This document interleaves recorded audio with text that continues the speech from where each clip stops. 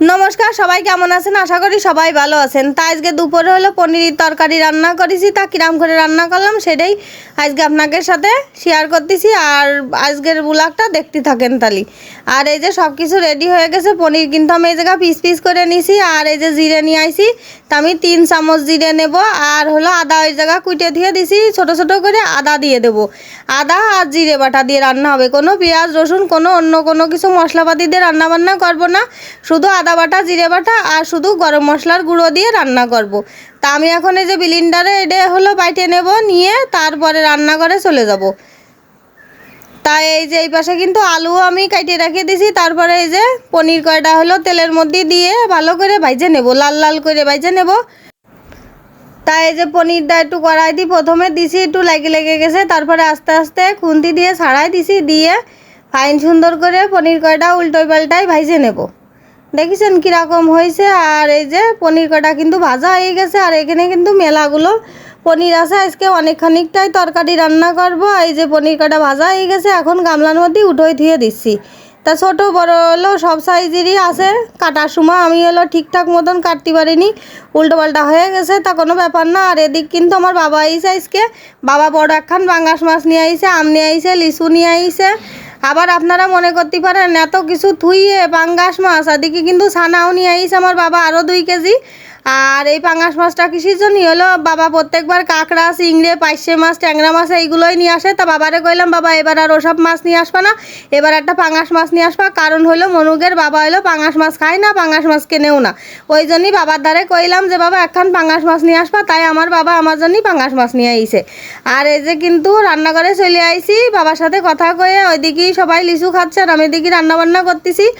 আর আলু কয়টা কিন্তু সুন্দর করে ভাইজে নিচ্ছি। আলু কয়টাও কিন্তু লাল লাল করে ভাইজে নিতে হবে, শুধু লবণ দিয়ে আলু কয়টা ভাইজে নেবো, কোনো হলুদ টলুদ দেবো না। এখন কিন্তু আলু কয়টা ভাজা হয়ে গেছে, তুলে নিচ্ছি। এই যে এই গামলার মধ্যেই সব কিছু রেখে দিচ্ছি, কারণ আজকে কিন্তু নারকেলের দুধ দিয়ে পনিরের তরকারিটা রান্না করবো। আর পনিরের তরকারি নিরামিষ তরকারি, নারকেলের দুধ দিয়ে রান্না করলে খাতি যে কী আস্বাদ লাগে তার কি কব। তেলের পরে কিন্তু শুকনো জাল, জিরে, তেজপাতা দিয়ে দিছি। দিয়ে এইবার হলো মশলা দিয়ে দিছি। মশলা বলতে শুধু আদা বাটা আর জিরে বাটা দিয়ে ভালো করে কষাই নিচ্ছি। আর এই যে মশলাটা কিন্তু সুন্দর করে না কষালি তরকারিটা কিন্তু স্বাদ হবে না। মশলাটা বেশ ভাজা ভাজা করে নিছি, এর মধ্যে কিন্তু লবণ দিয়ে দিছি আর একটুখানি চিনি দিয়ে দিছি। আর একটু নিরামিষ তরকারি একটু মিষ্টি মিষ্টি ঝাল ঝাল হবে, না আলি পরে ভালো লাগবে না। আর এই যে অর্ধেকটু নারকেলের দুধ এখন দিয়ে দেবো। আর হলো অর্ধেকটুক না, অল্প একটুই দিছি। দিয়ে মশলাটা আর একটুখানিক্ষণ কষাবো, কষাই নিয়ে তারপরে আলু আর পনির এই সব কিছু মশলার মধ্যেই ঢেলে দেবো। তা দেখেছেন কি সুন্দর করে মশলাটা কিন্তু কষাইছি। আর এরকম করে মানে পনিরের তরকারি রান্না করলে খাতি যে কী ভালো লাগে তার কি কব। আমাদের বাড়ি কিন্তু সবাই এই পনিরের তরকারিটা খুব ভালো খায়।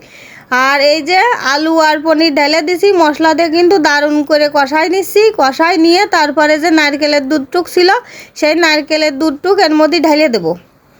দিয়ে তারপরে হলো জল ঢেলে দেবো, দিয়ে রান্না করে মানে নামাই নেব। জল দিয়ে জাল দেবো, 10 মিনিট মতো জাল দেবো, দিলি হয়ে যাবে। তারপরে একটু গরম মশলার গুঁড়ো দিয়ে তরকারিটা নামাই নেব।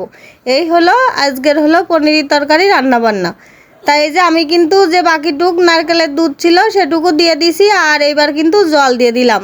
জল দিয়ে খানিকক্ষণ জাল দেবো, দিয়ে ঝোল কমে গেলেই তারপরে একটুখানি গরম মশলা দেবো, মানে 1 চা চামচ গরম মশলার গুঁড়ো দেবো, দিয়ে নামাই নিছি। কিন্তু এই যে পনির তরকারি কিন্তু হয়ে গেছে, আমি গামলায় ঢাইলেও নিছি।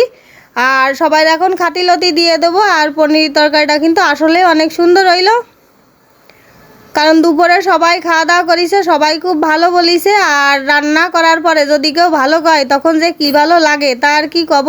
তাই যে সবাইরে কিন্তু খাতিলতি দিয়ে দিচ্ছি। আর সবাইরে আমি তরি তরকারি তুলে দিচ্ছি। তরি তরকারি বলতে আজকে শুধু পনিরের তরকারি রান্না করেছি, আর অন্য কিছু করিনি। কি জন্য নিজে হলো পনির তরকারি রান্না করলি অন্য কিছু কেউ আর পাতে নিতে চায় না, কেউ খাতে চায় না। তা খালি খালি এই গরমের মধ্যে রান্না করি মানে খাই কাজ আজকন, তাইতে আর রান্নাবান্না করিনি অন্য কিছু, শুধু এই তরকারি দিয়েই সবাই আজকে খাওয়া দাওয়া করবে। তা সবাইরা কিন্তু খাতিলতি দেওয়া হয়ে গেছে, তারপরে আমিও খাওয়া দাওয়া করবো। তাই যে আমি কিন্তু খাতি বইছি। আর হলো আমার কাছে এমনিও তো পনির তরকারিটা খাতি খুবই ভালো লাগে, আর পনিরটা খাতি তো অনেক ভালো লাগে, তার কি কব। আর বাবা যখন নিয়ে আইলো তখন কিন্তু কাঁচা পনির চিনি দিয়ে খাতি কিন্তু অনেক ভালো লাগে। অনেকেই খাই কিনা জানি না, আমি কিন্তু খাই। আমার কাছে খুব ভালো লাগে এই পনিরটা চিনি দিয়ে খাঁটি কাঁচা।